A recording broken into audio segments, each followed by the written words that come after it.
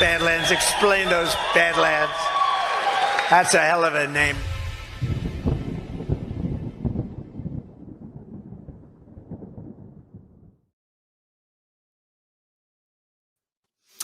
All right. Good evening, ladies and gentlemen. Welcome to Why We Vote and happy Halloween. Happy Halloween. All Hallows Eve, October 31st, although it's technically October 30th. This is another pre-record for like the 5th time in a row. All Brian's fault. Yeah, it is my fault. 7:30 p.m. Eastern time with Halloween trick-or-treaters and 3 dogs. That would not be very well for the show. And like our neighborhood, like people drive and drop their kids off in our neighborhood to trick-or-treat. Like, oh, you guys have good candy. Yeah, we got good candy. Yeah. We got good candy. You guys got houses giving out full-size candy bars. Yeah, full size. Yeah. Christy wants me to do this thing this year where like I give the kids the option to grab and put potatoes in there. And apparently there's like a thing that kids will pick the potato.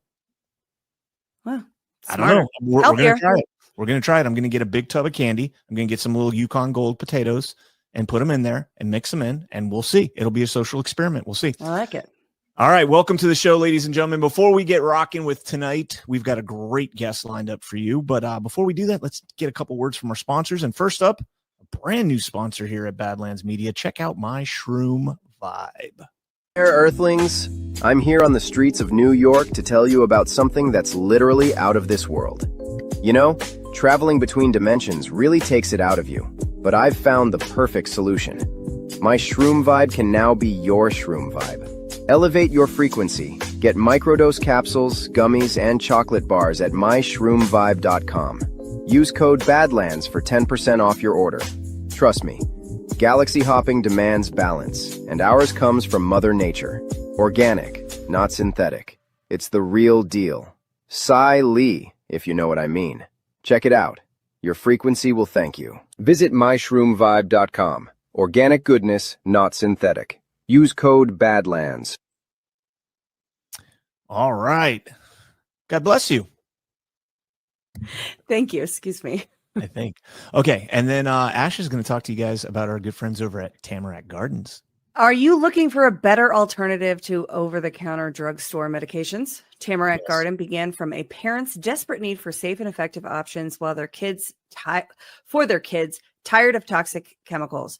Taking matters into their own hands, they began crafting medicine from weeds, wildflowers, and herbs, the original time-tested healers that modern medicine can't match. Packed with antiviral herbs to boost immunity and fight illness, Tamarack Garden has, for limited time, their elderberry and rose hip syrup kit available.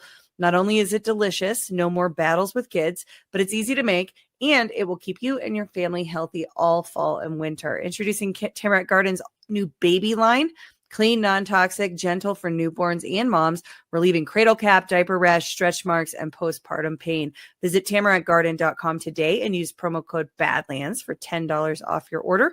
Remember to eat your weeds. tamarackgarden.com, promo code BADLANDS. And I have the syrup kit downstairs. It took me a bit because I needed to get the right honey. I wanted to get local Colorado honey for the pollen exposure before making it, but I did that. I got the honey. And so I'm going to make the syrup this weekend. I'm excited. But I love their products. I use their Lung Love Mullein tincture and the Mullein tea. She has great Sweet Dreams tea. The Wrinkle Ease serum is amazing as well. Really great stuff. And Michelle is super cool. She will be on Alphas Make Sandwiches Monday talking about the latest stuff that she's got going on. She shares her knowledge with us, and she will also be at GART next week. So make sure that you stop by the Tamarack Garden booth and talk to Michelle, and be sure to eat your weeds. That is a long trip for them. Oregon to Florida, one corner to the other. All right. I thought they were in Idaho. No, they're in Oregon, I think. Oh, I thought they were in Oregon. I should know this. Right? I've talked to her extensively, but I thought for some reason it was Idaho. I could be wrong. You'll have to ask him. All right. Well, thank you to Tamarack Gardens. All right, guys. So on tonight's episode, we've got a very special guest joining us from the great state of South Dakota. South Dakota. I like South Dakota. It's where Deadwood is. South Dakota. It's a blood red state, right? It's one of those blood red state things like Oklahoma. They're like, every county's red. Why are you messing with Oklahoma? Psh, please. So we got a little bit of breaking news, I guess, that we're going to talk about tonight. And let's go ahead and bring on from South Dakota Canvassing, Jessica Pollema. Jessica, how are you doing? Did I say your last name correct? It's Pollema. Most people don't get it right, but it's a good Dutch name, Pollema. So and nice to I'm be glad with you guys. said it, Brian, because I would have said it wrong too. Well, and Ashe knows that I'm the pronunciation guru, so Obviously. allow me to mess it up first.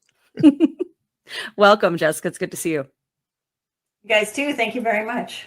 Sure. So let's start out by telling us who you are and a little bit about your organization, what you guys have been working on for the last several years. Sure. Well, I am the president of the South Dakota Canvassing Group, and we just started as a bunch of strangers on a Telegram group.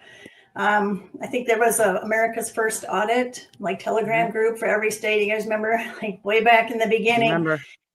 Yeah, and so we had one for South Dakota too, and there was just random people in there. And then during the cyber symposium, Seth Keschel jumped into that chat and said, "Hey, if there's anybody out there that can put together an event for me, I'll come and speak to you." And so there were maybe a dozen of us that said, "Well, we'll help." And we pulled off a pretty good event in a parking lot. And I think, we had well over 100 people, but we only had like 4 days notice. So anyway, that's kind of where our group was born. And then after that, we decided nothing's going to happen if we sit online and talk about things and don't do something. So we got together in person. Our group was formed. And we were just, a loosely formed group of volunteers. We really didn't even have a name. And now have developed into 501c4. We have hundreds of volunteers all across the state and kind of a county lead in every county. We've covered every topic because we have one group in the state of South Dakota. There's not multiple groups working on different things. We have to cover the machines, the technology, the centralized software, legislation, poll watching, poll working, dealing with ES&S. We've had a lot of interactions with ES&S and exposing them. Social media, traveling around the state, waking people up, hand count petitions, everything you can think of, we've done it. That is one heck of a resume right there. And from South Dakota. So if that's coming from South Dakota, which, is a pretty conservative state, what are you guys doing at home, not getting off your butts and doing exactly what Jessica has done with, a group of citizens? Sounds very reminiscent of what Ashe has done in Colorado as well, kind of the grassroots there. That's the reality though. And I'm sure Jessica will back me up on this. The real groundwork that has been done on the election integrity issue has not been done by big national groups that, have a bunch of catchphrases and raise a bunch of money and, say things. It's been done by real people on the ground, organizing in person and figuring out what's going on in their own locality, in their own state, with their own statutes and contracts and legislation. And another one that I didn't hear you mention, and maybe you didn't, I just missed it, is the way that the opposition is attempting to change the law. Right? Like the voting rights acts in all the states that are coming and things to really hold your government accountable. It's vigilance all the time. And people like Jessica and there's people like Jessica, maybe not exactly like Jessica. She seems like a unique creature, but teams in all of the states that I know that are working in the same way without, some national mandate and buckets of money. Right. Well, we had no money. And so we had to fund a lot of that ourselves. Back in 2020, November, I woke up the day after the election and my husband told me what had happened overnight in the middle of the night. And I looked at him and I said, "How did they do that?" And since then, I have been trying to figure out how did they do that, and then what is going on in our state. So yeah, we have the best volunteers, I think, in the state or in the country. Maybe we have people that are very involved in the county level. So their precinct committee strategy, we've also done that. County commission meetings, going to the county commission meetings, working with the auditors and commissioners. We've been going to the Board of Elections meetings, and then yeah, the first couple of years we spent all of our effort fighting off bad legislation, as you said, that was coming down the pipe, and somebody had to fight back. So we were just fighting back. And we ended up, in the meantime, getting a couple of good things passed. And in 2025, we really got some good stuff passed, including even getting a bill into committee to ban the machines. Nice. So we got free voter rolls, which South Dakota was in one of the top 10 most expensive states in the country to purchase the voter rolls. And other good things that we got rid of the fake residents in South Dakota. So South Dakota is also a tax shelter. The Pandora Papers list South Dakota as a place where lots of money laundering goes on. We've got it all in this little state of South Dakota. So yeah, the gamut is wide, and you guys will just have to tell me what you want to focus on. How do your state voter rolls, how are they so expensive? I think you in South Dakota, I could be wrong, but I think you guys have less people than the county that I live in. and your voter rolls are more expensive. That doesn't make sense. Well, when we first got together, back our first meeting, we decided we needed to analyze some data, right? We had nothing to look at, so let's buy the voter rolls. And we had to raise $2,500 to buy the voter rolls, and that's one statewide list. After that, you would get 3 more statewide lists per year for $250 each. But if you want the absentee data, which is another thing you really need to analyze if you're looking at election data, that was another $3,000, and that's a separate list. So then you have to be able to combine lists, have the tech skills to be able to do that. Not everybody can do that. So anyway, we had to raise over $5,000, and during this legislative battle, and it was a battle, we ended up getting, kind of fighting off the Secretary of State's lies that, we're very comparable with our neighbors and all of that, but it's not actually true. You need almost $10,000 per year to analyze all the data in an election year. So anyway, we fought that hard, and we kind of framed it as triple taxation.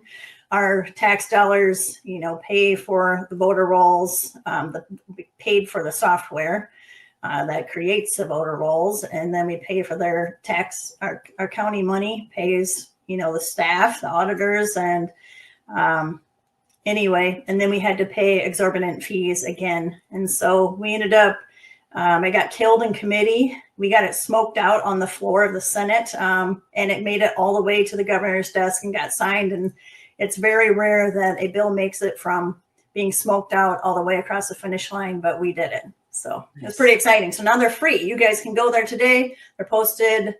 Well, that's another deal, but they're supposed to be posted on the Secretary of State's website for anybody to download. That's awesome.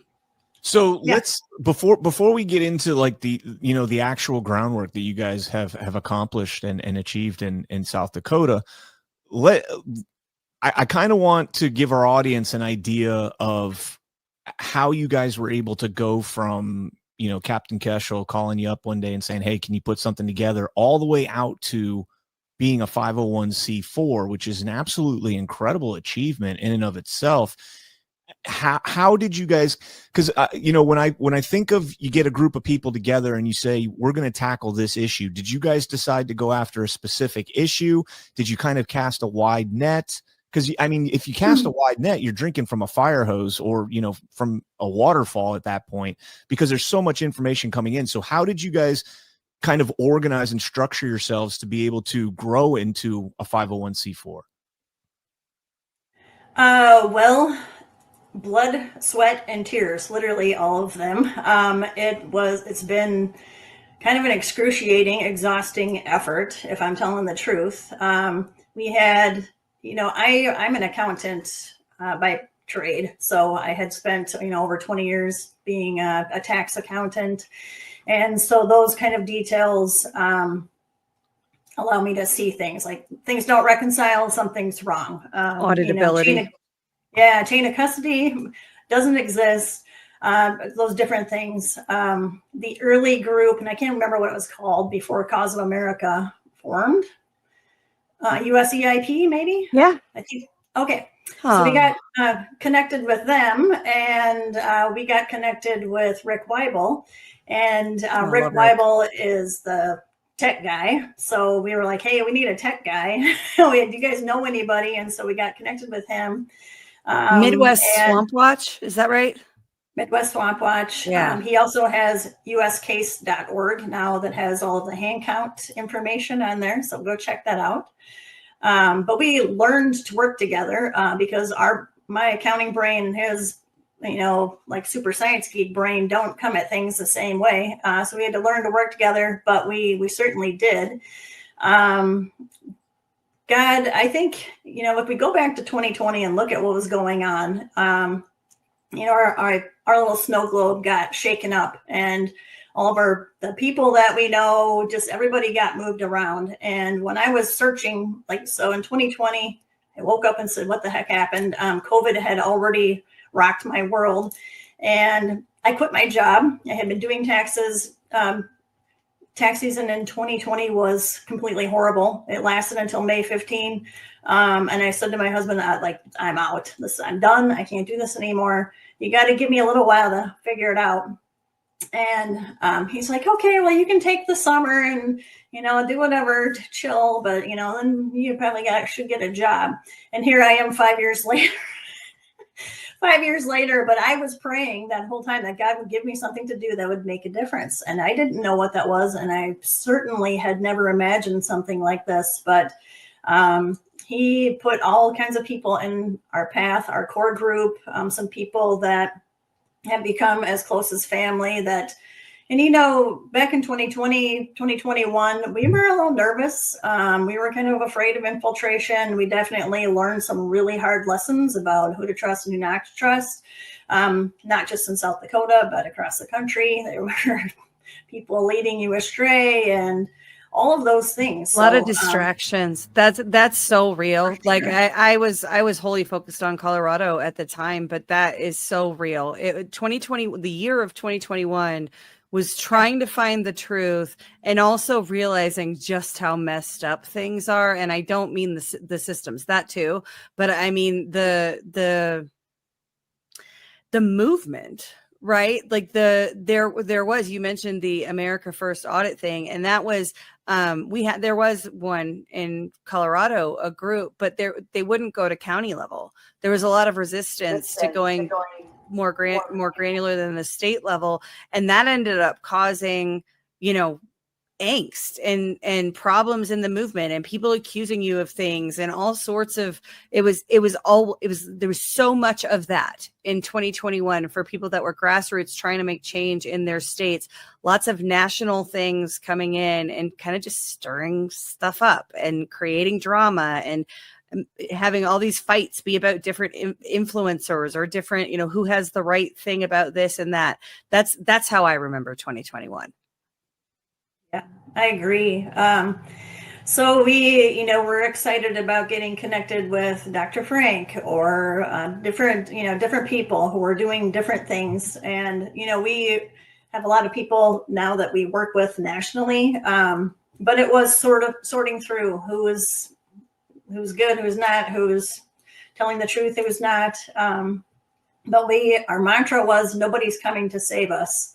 So we can't wait for somebody outside the state to come in and save us. It has to be us. And so we've kind of known that, and we focused on us, and we went around the state and networked with people. And in 2022, we went to the South Dakota GOP convention, and it was the biggest one ever because of the, Dan Schultz. And so we're on precinct strategy. You guys got to get out there. And the reason why people wanted to do the precinct strategy is because they realized our voices had been stolen with our votes. That's options gone. And so how do you get your power back? And it was, go to the ground level and work in your GOP, your county GOP, and get your power back and work back up. And so it was Did that work for you guys? Oh yeah. And it did here in El Paso County as well. I'm not a Republican and kind of resistant to doing anything through the party, but I listened to Dan Schultz, and a lot of the the folks that were working on the ground here were interested in doing the precinct strategy. But more than that, the elders of our party here, of the Republican Party here, old timer America First people that have been working in the Republican Party and trying to make change for a long time. It's what they were saying. They were saying you need to take the voting positions because that's how you make change, and they keep them empty on purpose. We saw it work. The problem is that here, the America First people got power, and then it turned into just the worst human experiment ever. And the establishment is back in control now. Well, the battle still rages on here, but 2022 was kind of a shining moment. But the thing is, our constitutional officers are elected at the GOP convention. So whoever our GOP candidate is going to be, they get elected at convention, including, it was at the time, the lieutenant governor, secretary of state, the attorney general, PUC, auditor, treasurer, those offices. And so if we wanted to oust our really bad secretary of state, we needed to, re-register as a Republican if you were disenfranchised with the party and had left. Anyway, so we ended up getting a candidate elected as the grassroots candidate who claimed she was going to change things. She was with us and promptly cut all ties with everyone that got her elected. And I think it was the biggest con job in GOP convention history. So. Well, go ahead. There's Dame. So we had Chris. So we had Ken Buck. Everybody will remember Ken Buck. He's the guy that resigned and left 900,000 Coloradans without representation for like a year.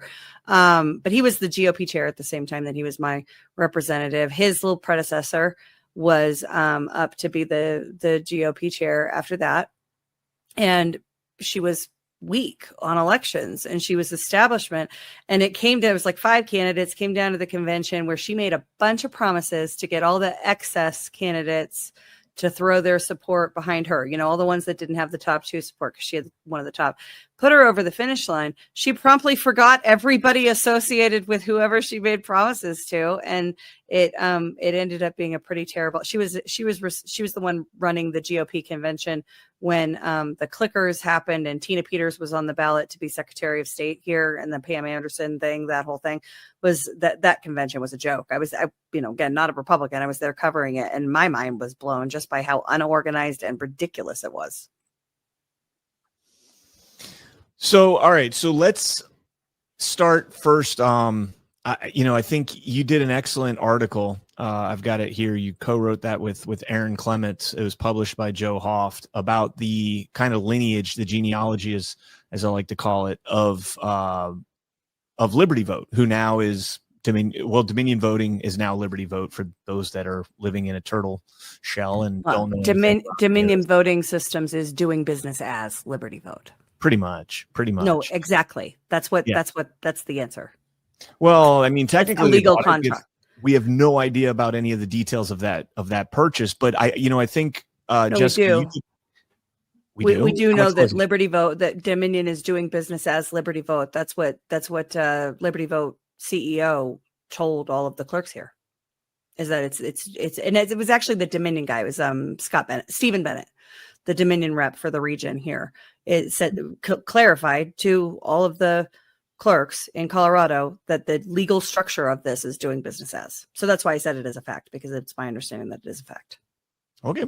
All right. Well, that's the first I'm hearing it's a DBA and not an actual purchase, but I think it's both. They bought them, but the legal structure, so you can have parent and subcontract, right? I mean, in the accounting world, the structures of businesses can be all over the place, but the legal structure right now is Dominion doing business as Liberty Vote. Okay. Well, I wanted to give Jessica an opportunity to kind of build up the lineage of Liberty Vote and where it began, because it began in South Dakota. Kind of. Right. Kind of. So South Dakota created the total vote system, and total vote was assumed or purchased by No Inc. And the owner of No Inc. is Scott Leyendecker, however you say his name. And Scott Leyendecker is the sole corporate owner of Liberty vote. So they're essentially the same thing. I mean, technically they're separate entities, but I mean, they're under one roof controlled by the same guy. So, yeah, Total Vote is a centralized, internet connected, cloud hosted voter roll maintenance and election night reporting software that was created by BPro in Fort Pierce, South Dakota. So there was a little tech company in Fort Pierce owned by a lady named Sandra Bowers. And in 2000, I can't remember exactly the year, but I think it was in 2007, our Secretary of State at the time, Chris Nelson, created or, did a pilot program for, I think it was called CERS at the time, CERS, like a central election night reporting system. And he took it to a convention in, I think it was San Diego, California, and presented it. Well, after that, what they did was they used HAVA funds, South Dakota's HAVA funds, to partner with this tech firm and the Bureau of Information and Telecommunications of South Dakota, and then some county official input, and they created this BPro Total Vote system. Some people, a couple, Brandon and Abby Campea, moved from Washington State to Fort Pierce, South Dakota to take over this tiny little tech firm. I can't find anything about those people. I'm not sure how they ended up in South Dakota. There's not much to find about them. Go figure. But anyway, they created this system, and it is the spider in the web of the election system. Is it essentially the EMS, the election management system? So all the suite and capabilities to go from the rolls straight through to the tabulation and all of the processes in between.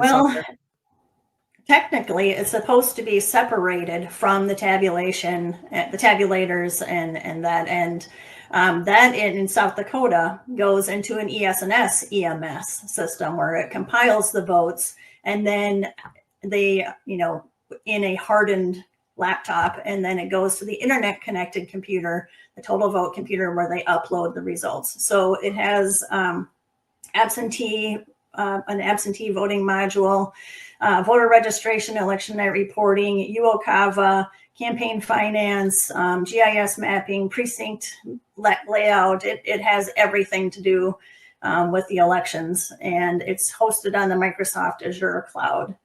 So there's another red flag for you. So your Secretary of State kind of, and I could be forgetting this because I read the article. I interviewed Aaron Clements and Professor Clements last week, and I read the article. It's probably the third time I've read it, and for some reason it's not sticking. So I just want to make sure I got this right. Didn't the Secretary of State in South Dakota have something with being able to kind of disseminate this software to other states and like on a discounted rate or something? So it was created in South Dakota, and like I said, they tried out all the modules on us. Well, I've spent a lot of time sending out public records requests to states all across the country to get their BPro or No Inc. contracts for their Total Vote systems, and I've read them all. And what I think the first state to get the system from South Dakota was North Dakota. And in North Dakota's contracts, it says that they're getting this system, the source code. They're getting the source code for free in exchange for a sole source contract with this private entity, BPro. So they could have it for free, but you have to do business with BPro out of Fort Pierce, South Dakota. That always happens, by the way. The managed service contracts are how they get the counties in. They're, your machines have been decommissioned. Well, we'll give you new machines, but you have to sign up for 10 more years of managed service from this company. It's all in those contracts, which, by the way, is why the county commissioner meetings are so important, because the county commissioners in most jurisdictions, I think at least it was when I was deep into this, most jurisdictions that statutory authority is held at the county level to do those contracts. And it's wild. But can I can I go back just to, because you mentioned Azure Cloud, and I just want to make sure for the audience it's clear. The total vote EMS, it sounds like when you describe the modules that are packed into that, and I don't know, I'm probably the total vote software, right? I don't want to say EMS if that's Right. inaccurate, but the total vote software package that has all those modules that ostensibly they can turn on and turn off certain modules during the election. Is there a technical handover to the ES&S EMS? Is there like a system integration that happens, or are they truly separate from technology standpoint? Well, technically they're supposed to be separated, right? And so they take the results out of the ES&S election management system that compiles all the votes off of all the tabulators. And then they have a report, and then they either manually upload it or take a flash drive and upload it. So they're not supposed to take a flash drive from the hardened computer into the internet connected computer and back and forth. We've seen that happen. We have videos of it. And back to the tabulators and all over the place. So really bad security protocols. But it's supposed to be separate, and one's supposed to be connected to the internet and one is not. However, I've been doing a lot of research on a guy named Rocky Suleiman after I heard Peter Tickton mention his name to Emerald Robinson on show. But I found him in an EAC video talking about how the tabulators, how the total vote system interfaces with the tabulators and ballot on demand printers, which it's not supposed to do that, but it is, because we have ES&S as our tabulator vendor, and then No Ink as the total vote vendor. Well, I found him saying that literally out loud in this EAC video. And what I was researching, so South Dakota had a new contract for a $4.5 million upgrade to our legacy system, which is outdated, broken, really bad. But anyway, they had the contract posted, and it did say in the contract in South Dakota's that it would interface with the tabulators and ballot on demand printers, which we don't have ballot on demand printers, and it's not supposed to interface with the tabulators, which would be against the law in South Dakota. However, the contract said it. It also said that it would be interfacing, has a built-in capability, our Secretary of State now said, to connect to ERIC, and it's illegal to connect to ERIC in South Dakota, but it has a built-in capability. And other things, online voter registration modules. We can't do online voter registration in South Dakota, but it's built into this program, and they're writing it into, they're programming it into South Dakota's system when it's against the law. And they'll say, we don't have those modules turned on. You're making a big deal out of something, right? That's not, other states don't have that same law that South Dakota has. And so these modules are relevant for them, just not for you. And we don't turn them on. Nobody ever checks. And so just one more question on this, and then Brian, I'll hand it back to you to move on to the substance. But the total vote software with all of these modules that may or may not be against the law, is that contained, focused to voter registration and check-in kind of poll pad type stuff, No Ink's domain, right? And election night reporting, but not the stuff in the middle, which is ES&S, or is it more blurry than that?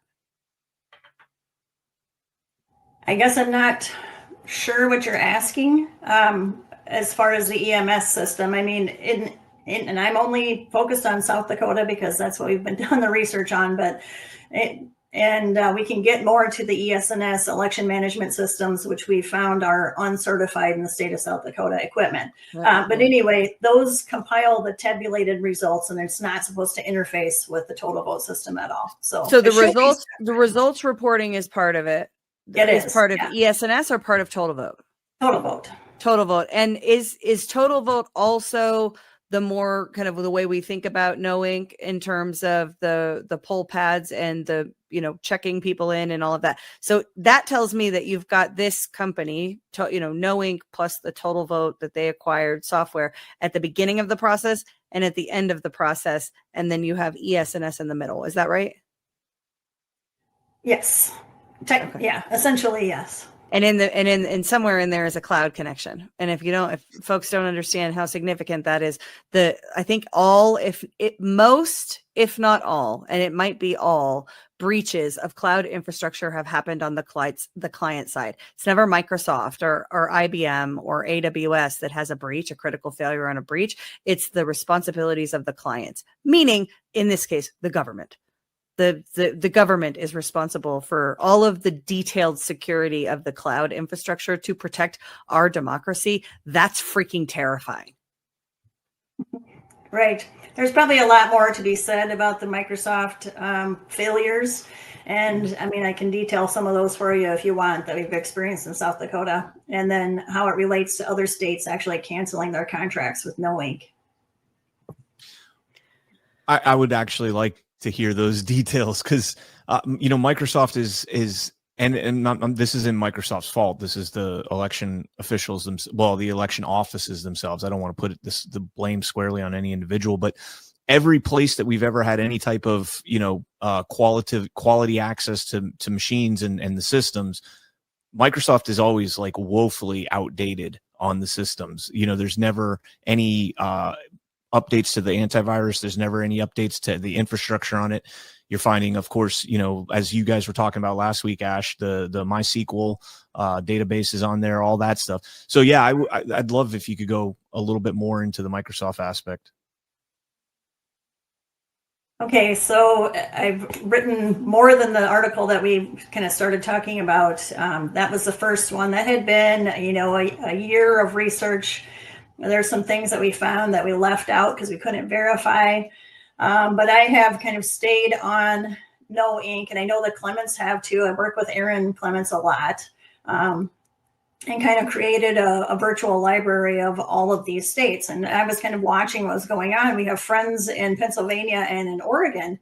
And so I just wanted to quick back up a little bit, but our secretaries of state, so Chris Nelson was the secretary of state that developed the program. And after that, Jason Gant came in, and Jason Gant hosted a pheasant hunt with secretaries of state from all across the country, and, gifted away the state-owned source code. And so it's very questionable. All of the contracts that I've read, including in New Mexico, clearly state that the state of South Dakota owned the source code. And so Jason Gant was still giving away the source code to the state-owned program when he was not even a secretary of state anymore. He was out of office, and he was still giving away our source code in exchange for sole source contracts with BPro. And then BPro made millions of dollars off of these maintenance fees. So then it expands. So hang on, Jessica. So those contracts were on behalf of the state of South Dakota, and he was not an official representative at the time of South Dakota. I have proof that he was giving away the source code when he was out of office. So he was a 4-year secretary of state. His term or tenure or whatever you want to say was plagued with problems. Millions. What year is that? Okay, so let's see. 2010-ish to 14-ish. Wow. Okay, and he's a Republican? Of course. Yeah, that's this. So 2010 to 2014-ish was Scott Gessler, who brought in all mail-in voting and wrote the standards for bringing in voting machines here in Colorado, a Republican. His successor, Wayne Williams, who also is a senior advisor to Runbeck, and his wife was county commissioner with oversight of Runbeck contracts. So explain that. Then he's the one that mandated machines. It's very notable to me that course, right? Same timeline, same party, same outcome, same desired outcome. So Dr. Charles Bernardin and I had actually done a timeline together, and just kind of the federalizing of our election systems. And it seems a lot of this stuff kind of came in around the same time, 2007, 2008-ish is when it kind of got going. And of course, all of this happened in the Obama years, really. but yeah, it's very questionable what was going on, and I would love to be able to see some personal bank accounts. What happened? Well, it's also smurfing. That's when smurfing started. 2008 election was primitive smurfing. It really scaled in 2012. There's a whole bunch of, different, like the Campaign Finance Institute and the RNC and other entities that played that whole run out. And then by the 2012, after the 2012 election, even though there was a massive lawsuit and the Obama campaign got the biggest fine in history for biggest campaign finance fine in history, everything was like, oh, Republicans and Democrats have both figured out how to hack the internet for, use the internet for campaigning. Now we've figured this out in both parties. And that's how you have this Act Blue / Win Red scandal. This makes me mad. I'm sorry. I'll stop interrupting you. Okay. Go ahead, Jessica. I agree.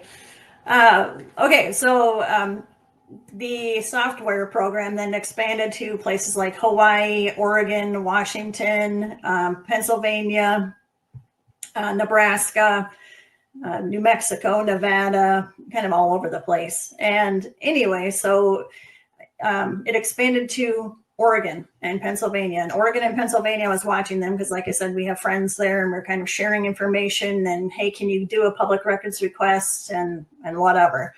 But anyway, both of them have now terminated their contracts with no ink for a $10 million plus contract for updating their voter registration and election night reporting system. And so Gartner, have you guys heard of Gartner? Gartner was independent oversight for those project implementations, because if in Oregon, I think if it's over a $3 million contract, they got to have independent oversight. And the analyst firm, right? Gartner is an analyst firm that assures all of the people with power that everything is fine, or that it's not, or that, these trends are coming or whatever. Yeah, I used to work with those guys. Yep. So I downloaded all of their reports that were posted on the website of the Secretary of State of Oregon. And so you could download them, you could read them, and they were very damning. I mean, they were always in the red zone. They were way behind from the very beginning, and which led to their ultimate failure. And they canceled the contract. Well, then they removed the entire library of all those oversight documents, which thankfully I had downloaded most of them. But the key complaint there, and also in the state of Pennsylvania, who hid all of the reports by Gartner, would not make them public, won't share them, was... And you have them? I don't have them for Pennsylvania because they would not make them public, but I have them for Oregon. But the key complaint was that they couldn't secure the platform on the Microsoft Azure cloud, and that it kept breaking. The functionality was terrible, and then we have it implemented in states like New Mexico and Nevada and here, and our statewide voter registration system completely blacked out, crashed statewide the Friday before the general election in 2024. And our Deputy Secretary of State told the media that there was a global Microsoft outage. So a global outage, and there's nowhere that Microsoft reported a global outage with Microsoft Azure. And so I don't think we've gotten to the truth of what really actually happened. Hang on a second, because that people need to understand. You remember the AWS outage happened last week or the week before, right? Impacted everything. Everybody was like, my kid couldn't get on online school. Other things were down. Soft disclosure, being able to print labels was down because that infrastructure, the cloud, the AWS cloud infrastructure pretty much goes into every industry and most of the companies within each industry. Azure is not different. Most of these companies have diversified cloud footprints. And in fact, some of the regulation requires that they have like cloud exit and have other platforms that they can roll to. If there was a nationwide Azure outage, there would have been news about it. It would have impacted every industry and application similarly to how we saw the AWS outage impact a couple weeks ago. Right. So that's why we don't believe that they're telling the truth. And, they've had issues with functionality breaking or the cloud not working correctly, whatever they are blaming it on in during elections with data transfer problems in Nevada and New Mexico and different places. Let me just go back to where you were talking about the connectivity to Eric. Is this the video that you were referring to right here? Yeah, why don't you play that? Sure, let's do that. Oh, got to put the volume on. That I heard. So the upgraded voter registration system is SD votes. It does have the capability built into it to connect to Eric. That I heard. So the upgraded voter registration system is SD votes. It does have the capability built into it to connect to Eric.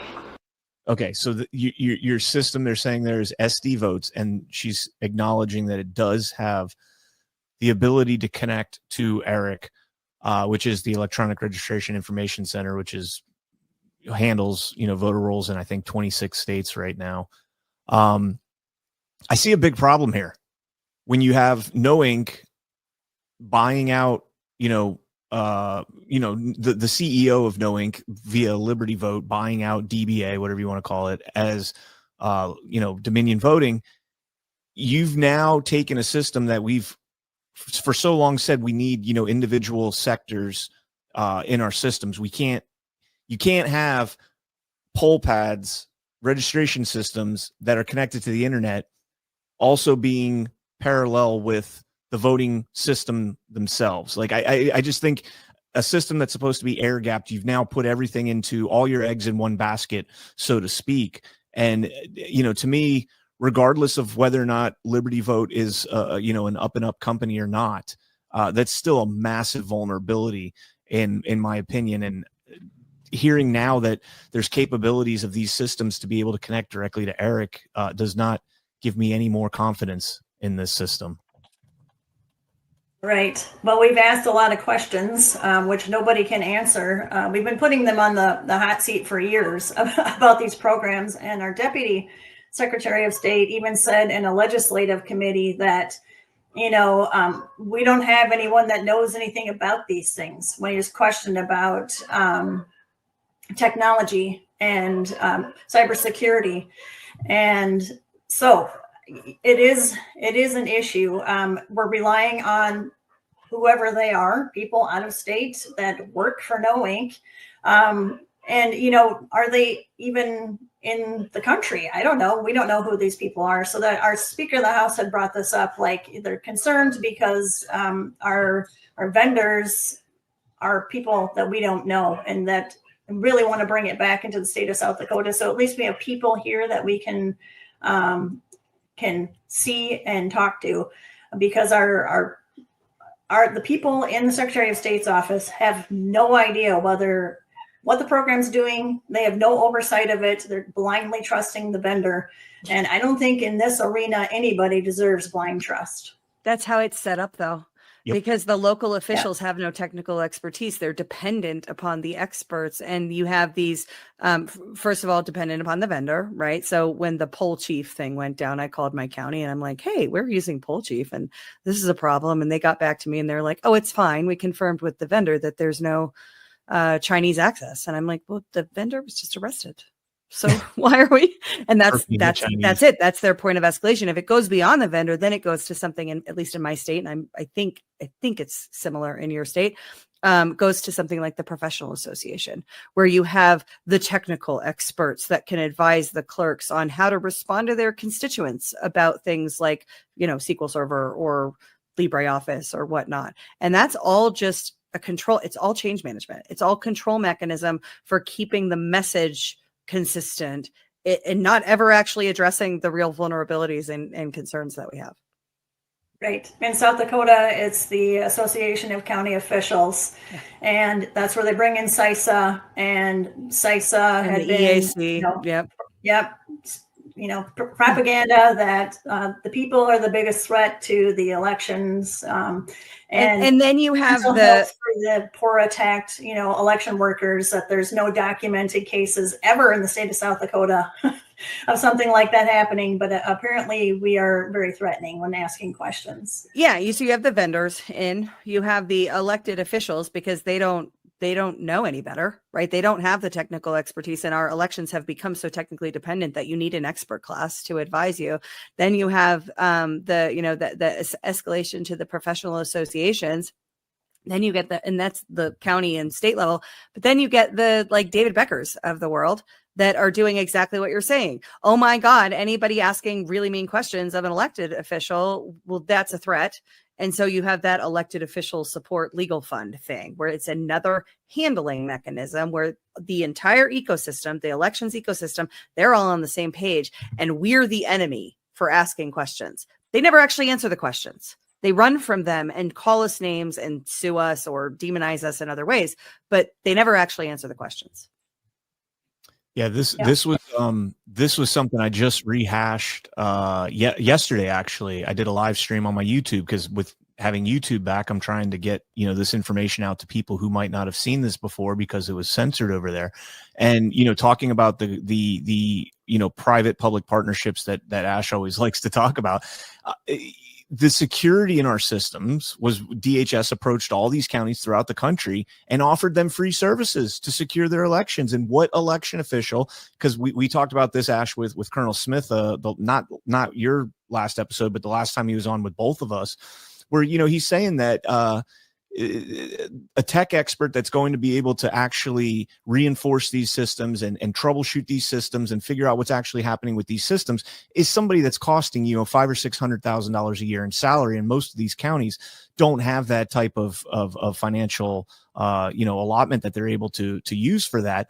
And so when you have DHS come out and say, hey, we're going to shore it up for you for free, don't worry about it, we got you. And then what do? They pass that off to the Center for Internet Security, CIS, a private NGO. And then, like I was rehashing yesterday, on the front end, CIS is shoring up their election system, providing security. And then on the back end, they were putting together systems to check what people are saying about elections and shut that down by going to social media companies and telling them, hey, take this down. This is mis and disinformation. And, that's the whole thing that we went through following 2020, where we could not have these types of conversations. And, and that Arctic frost thing that's coming out now, right? I mean, we know a lot. I'm sure, Jessica, you do too, know a lot of the people on those lists. We were talking to a lot of the people on those lists back in the time, trying to figure out how to fix our democracy. Right. Which is our public support and advocacy. It's protected lawful conduct. But the government decided to track and punish everybody that was doing it. So free. Yeah, pretty scary stuff. Yeah. So as we're sitting here talking about the complexity of machines, let's kind of segue here as we start to come up to the top of the hour.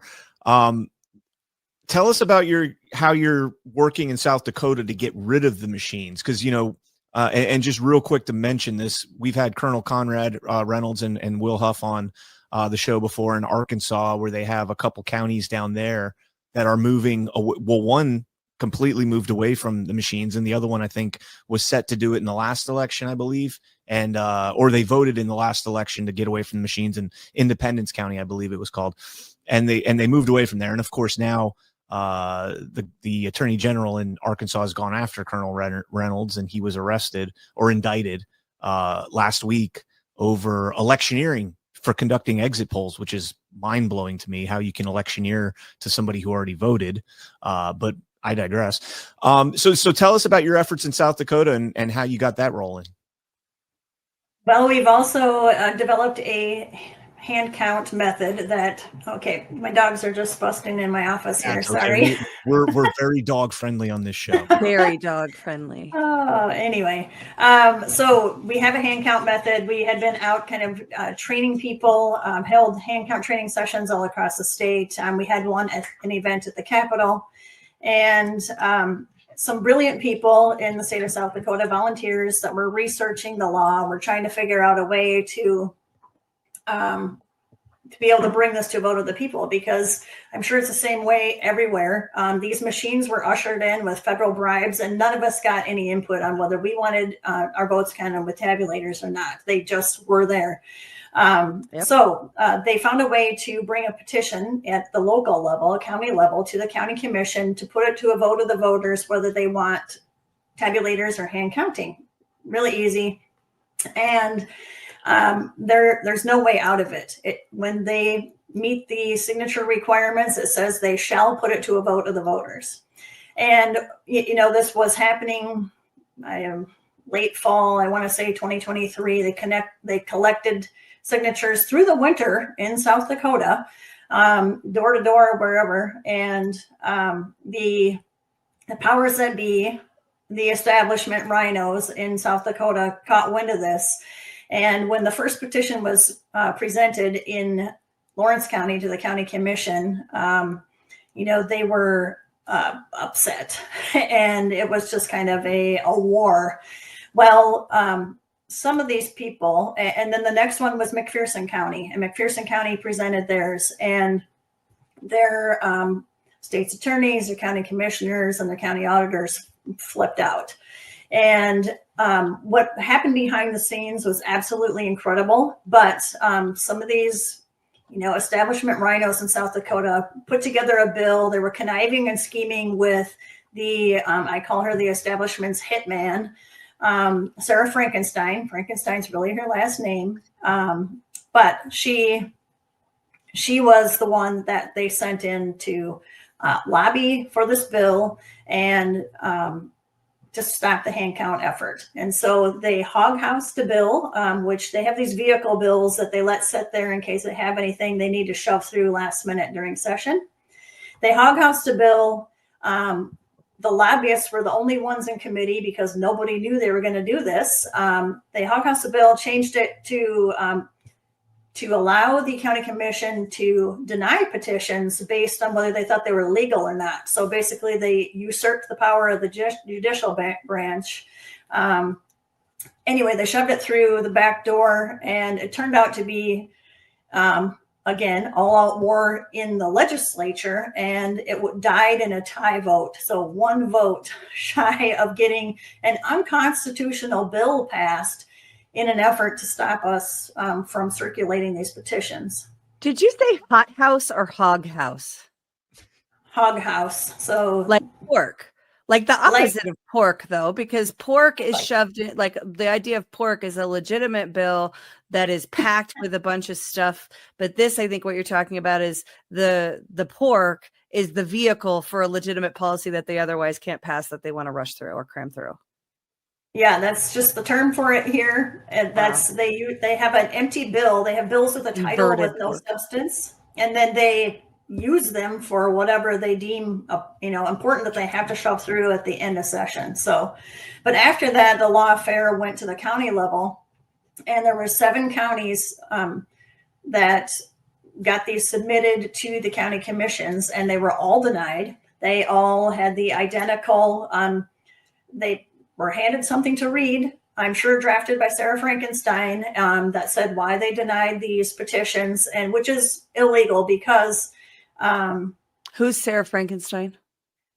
So Sarah Frankenstein is the lawyer or attorney that the State Assurity Alliance or the Surety Bond Company contracts for legal issues for the counties. So they already have state's attorneys, and apparently they aren't capable of doing these things, so they can't use our taxpayer dollars to hire outside counsel, which is exactly what they did with our cast vote record lawsuits too.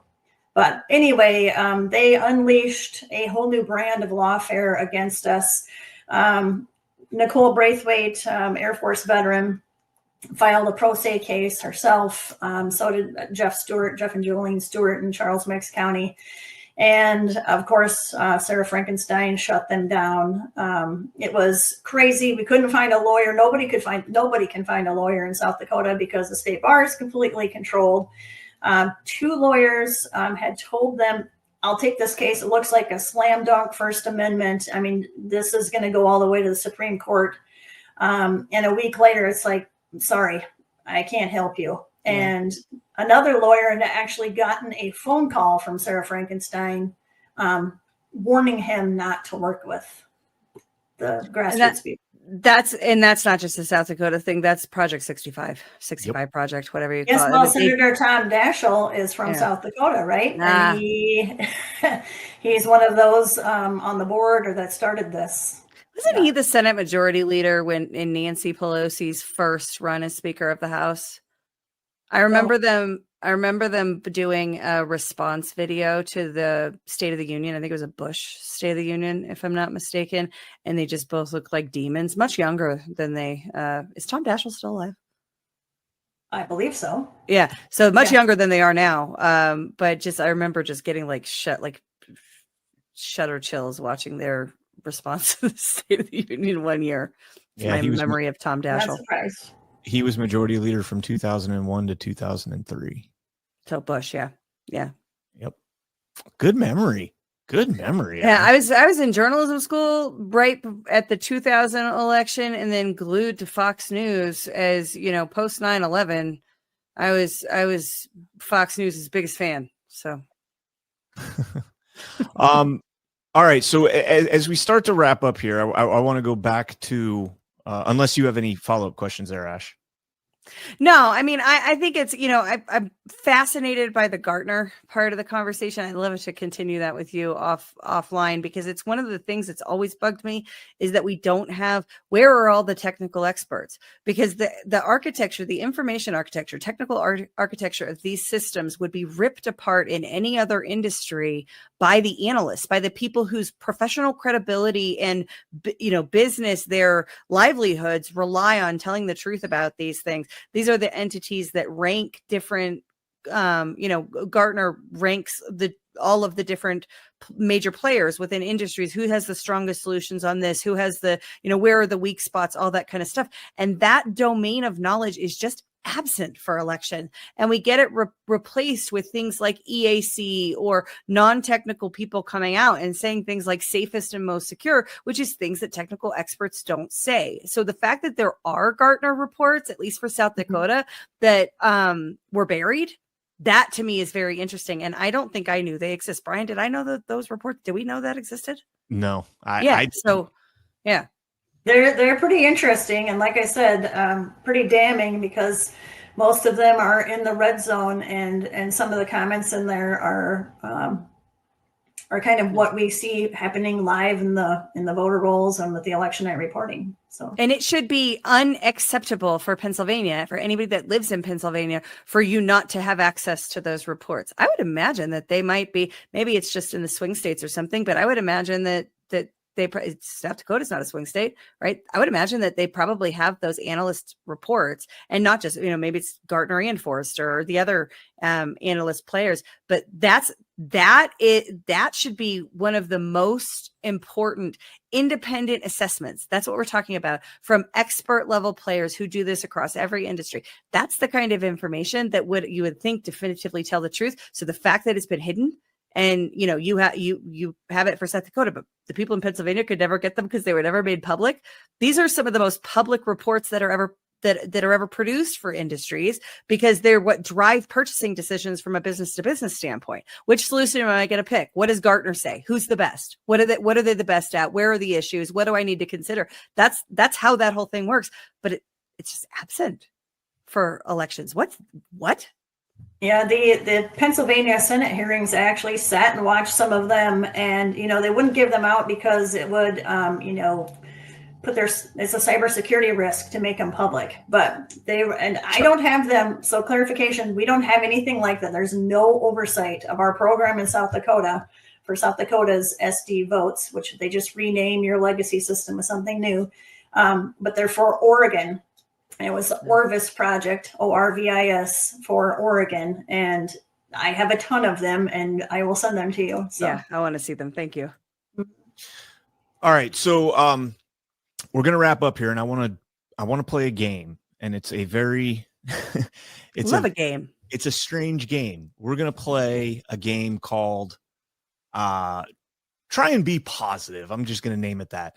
This Liberty Vote thing, I had this discussion with Professor Clements and Aaron as well when we talked about this. And I mean, look, I can't say that this is a horrible purchase. I think it's a horrible purchase, but I can't say definitively that, this is fine.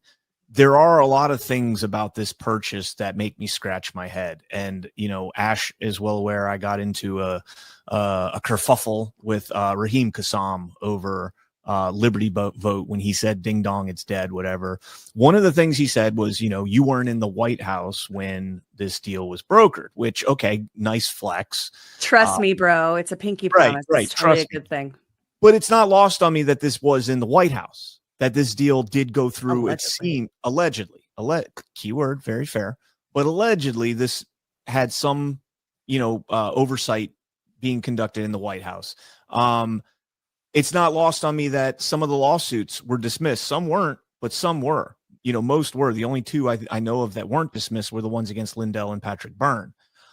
That's not lost on me either. Like if they settled for $787 million with Fox News and then settled for what, $67 million with Newsmax, why would you get rid of those lawsuits? I don't. That doesn't make much sense to me. And then the last thing is that Leyendecker does have a relationship with Ed Martin in Missouri. I mean, again, I don't know if that's a good or a bad thing.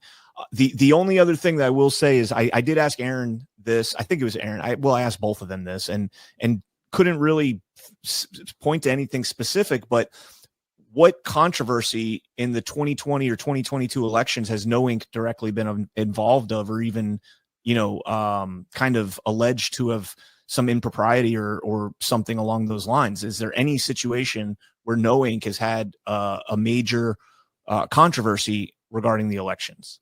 Is this the rules to pretend to be happy, or is no? This your is answer? genuinely the question. I'm trying. Question. Okay. I'm trying to put something positive forward that maybe we should just. I don't want to keep an open mind. I'm not saying I have an open mind on this, but I'm saying I could give it like a little shred of a possibility that there is something bigger being planned here.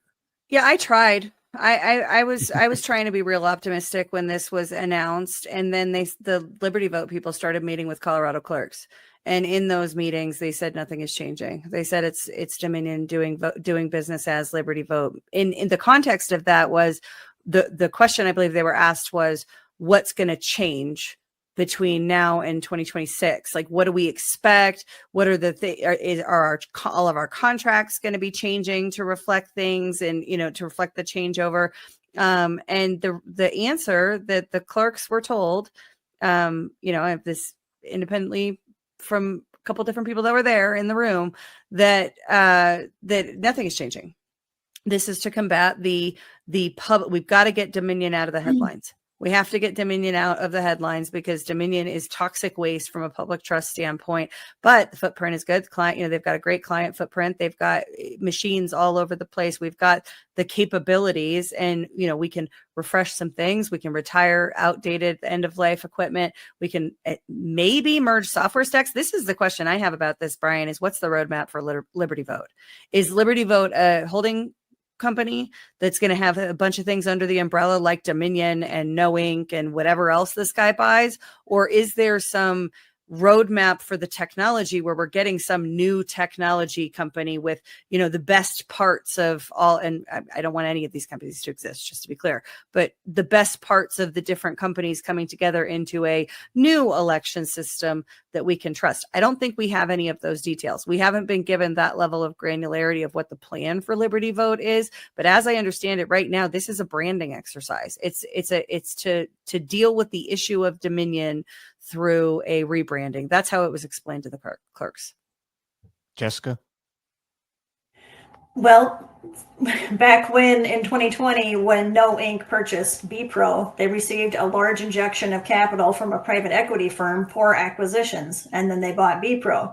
And it was worrying enough when they married the e-poll pads with the voter registration and election night reporting software to marry that together, because, you know, there are, if you go and look at on the internet and Google No Ink, you can find plenty of articles where the poll pads failed. They were actually used in 2020 in Pennington County, second biggest county in South Dakota, and they failed. And there was all kinds of problems with that election, and that were never resolved. But they dumped the e-poll pads. So I mean, you can find plenty of evidence that these things are unreliable. And then how did Leyendecker fund this? I don't know. It has to be more private equity. So, you know, essentially a private equity firm owns ES&S. I mean, private equity firms own these companies, and we don't know who they are, where the money comes from. And then you got to look at some of these people, this Roque Suleiman, and you know the whole Venezuela thing and the book Stolen Elections. I made a timeline of this guy's professional career and tied him to events in the book of Stolen Elections. And this guy was the government relations director for No Inc. for 5 years, 2019 to 2024.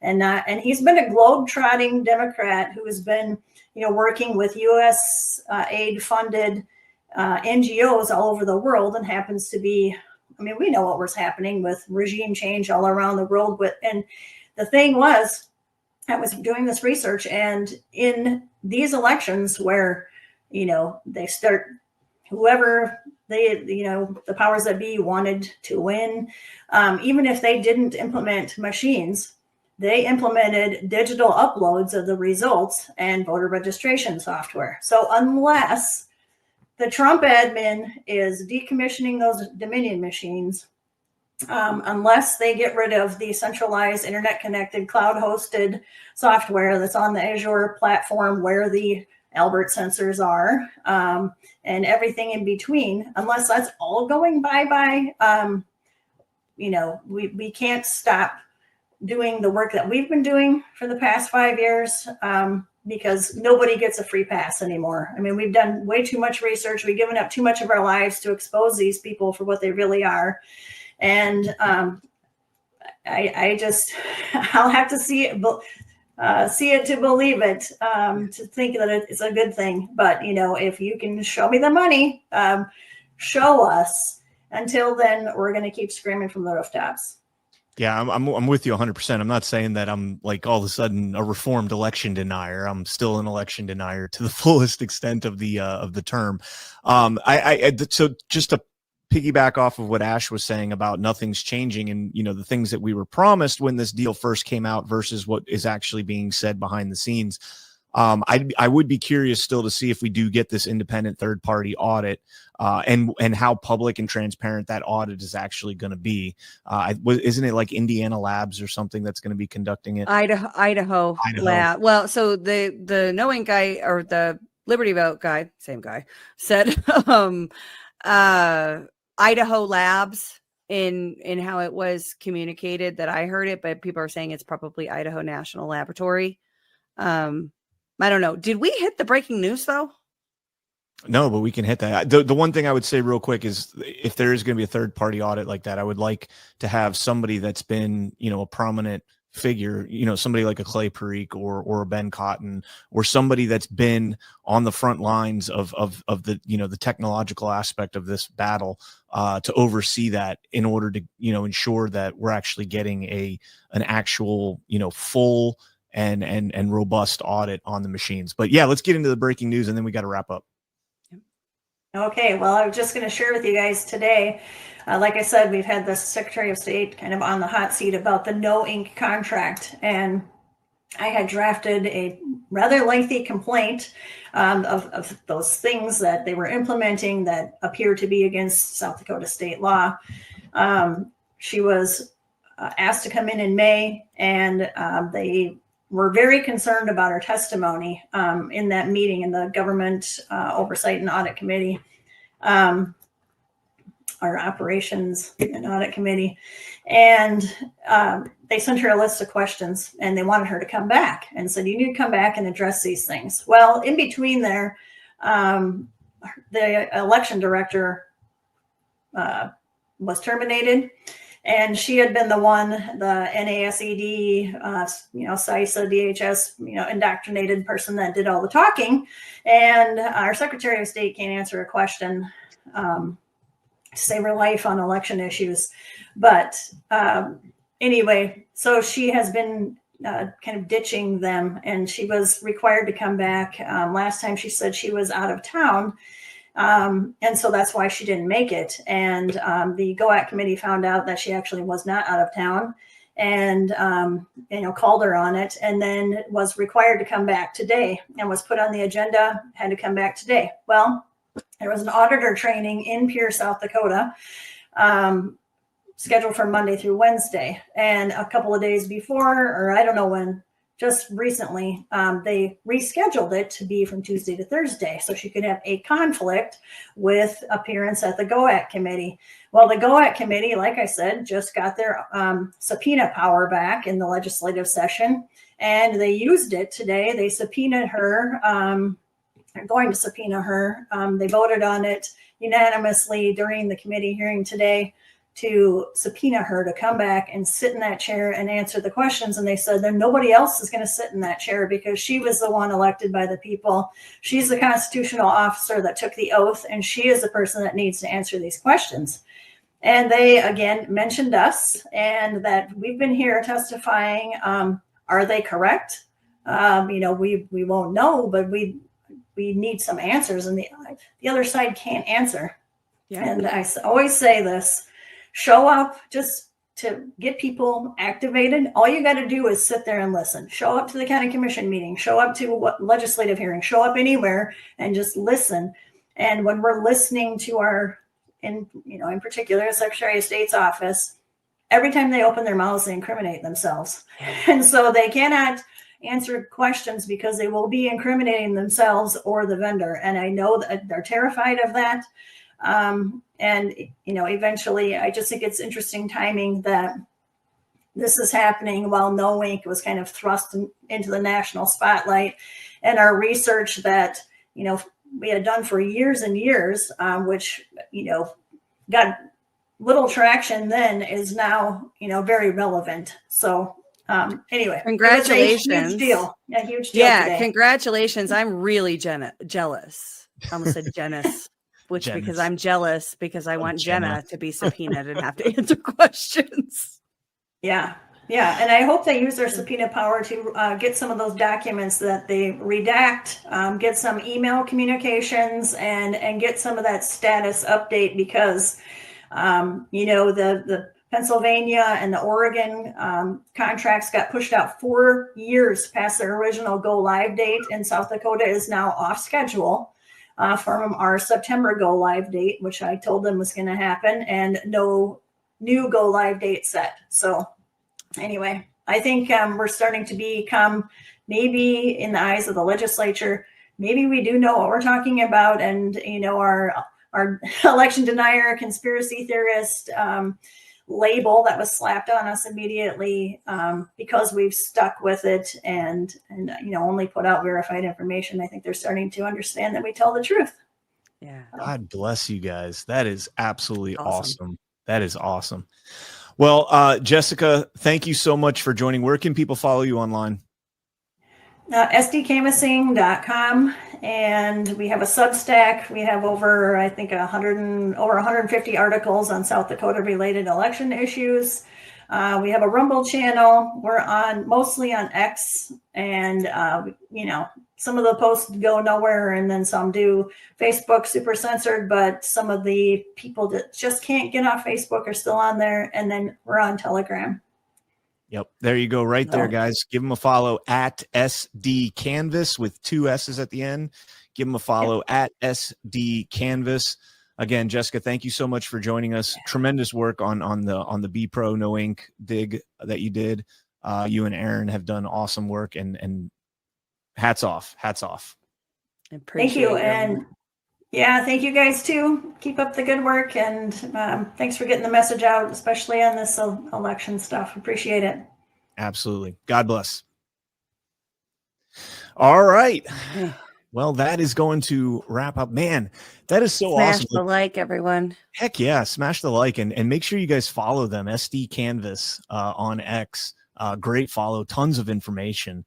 And if you haven't read those the BPro No Ink articles, there's 2 of them. There's one on their Substack and one that Joe Hoft published at joehoft.com. I'll see if we can get the links put down below for those 2 articles. They're fantastic articles, kind of outlining the mess that created this, and kind of goes under the radar because it's happening in a blood red state, right? And you don't ever think like, let me check the red state for this type of corruption, kind of they should. The petri dish. Absolutely, they should. It was allegedly red people that brought this nightmare in across the country, and the whole uniparty. There's nowhere is the uniparty more evident than when we're talking about elections, because boy, do they get on the same page quick. Safest and most secure. They are the beneficiaries, by the way, so that's not terribly surprising. But yeah, no, that was great. I think they're amazing. I really hope that the testimony of the Secretary of State before the GOAC committee is live streamed, because if it is, we should definitely live stream it and talk about what she says. I am definitely down for that. All right. I want Jenna to be subpoenaed and go under oath, man. Lord, I've seen what you've done for South Dakota, and I want that for me. So I was actually, just to land this here, I was talking with Alpha, because today's Thursday, so I did daily with Alpha this morning, and he wants to have both of us on to talk about the Tina Peters trial. I was showing him the clips that I was putting together, so we'll get that together as well. And there's a lot of stuff on X right now about Tina Peters and Jenna Griswold, and I guess she's making her way back in the media, which is fascinating, because like she was kind of out of the media for a while, and then all of a sudden you got the habeas case that goes on in Colorado. We put out those couple clips. The Colorado clerks put out their thing, and now all of a sudden Jenna's reared her ugly head again. Yeah, she's out saying that Tina Peters deserves to be in prison, and she's the most massive threat to our democracy that's ever existed, or something like that. It's real interesting, though, because after the 2024 election, she went months without posting at all. I think she did one Veterans Day post, but she wasn't doing media appearances. She wasn't posting maybe she was on Blue Sky. I don't know. I know you're over there, but I can't stomach it. But she was pretty silent. And, she just had her nose rubbed in it after trying to remove Trump from the ballot and everything. So being quiet was not necessarily the worst idea for her, but she's running for AG. She's running to be the top, the law in Colorado. God help us. And so, there was a bit of a scandal with her initial launch. There was minor campaign finance infraction about her running for governor. And then her and Phil had heart to heart. And then, the campaign finance complaint was dismissed by Phil. And then Phil's running for governor. So Jenna's now running for AG. I'm sure that was not corrupt decision or a thing of value exchanged at all. But that's what happened there. Now it is, the election is next week. The off-cycle election is on Tuesday. And I have been saying this for a while, just everybody gird your loins, because campaign season kicks into high gear right after. Yep. And so that's, I think, part of what we're seeing from Jenna is it's been enough time. Maybe people have forgotten what a fucking train wreck I am. So I can get back out there and start campaigning now. I don't think it's going to work for her, but she runs her own election. So. Yeah. All right, guys. Well, let's go ahead and check out our final sponsors. Then we'll get out of here. Everybody have a happy Halloween. Ash, have a happy Halloween. Don't go out and trick or treat too much. And remember, don't eat the candy apples with the razor blades in them. Okay. Don't tell me what to do. You think anybody's going to put PCP in our Halloween candy? No, they're going to save all those drugs. That's one thing that always, as I grew up, and so just the razor blades then. Hey, make sure they don't put drugs in your candy, in your Halloween candy. I'm like, nobody's going to put drugs in your Halloween candy. Who's giving out free drugs? Right? Drugs? Yeah. Here's some weed gummies, Sonny. That reached a fever pitch, though, man. People take their Halloween candy to the hospital to have it X-rayed for razor blades and stuff. That's crazy. All right, guys, we're out of here. We'll see you later. Bye, guys. Before skincare went synthetic, people used something simple, something real: tallow.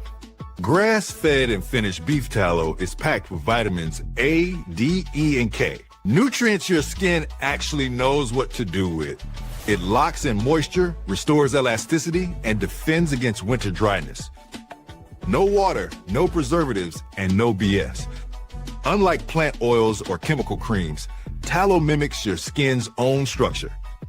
Elbows, hands, knees, post-shave, anywhere your skin's crying for real moisture.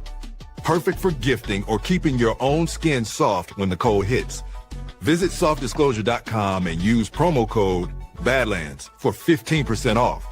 Ancient Care, modern truth. Self-disclosure. Here on the sun-kissed shores of Cocoa Beach, where the ocean meets the horizon, the Great American Restoration Tour continues on November 6th through the 9th, 2025. Badlands Media gathers patriots like you, not just to talk, but to rebuild. From truth-telling panels to unbreakable bonds, we're restoring the soul of our nation, one conversation at a time. This is the heart of the Space Coast, where the rockets defy gravity and dreams touch the stars. Feel the thunder of innovation that powers America forward. Together, we're not just healing the past, we're blasting off into a brighter tomorrow, a future where truth prevails, families thrive, and America leads once more. Join us in Cocoa Beach. Get your seat or your virtual stream pass now at badlandsmedia.tv/events. Launch is imminent, and you don't want to miss this liftoff.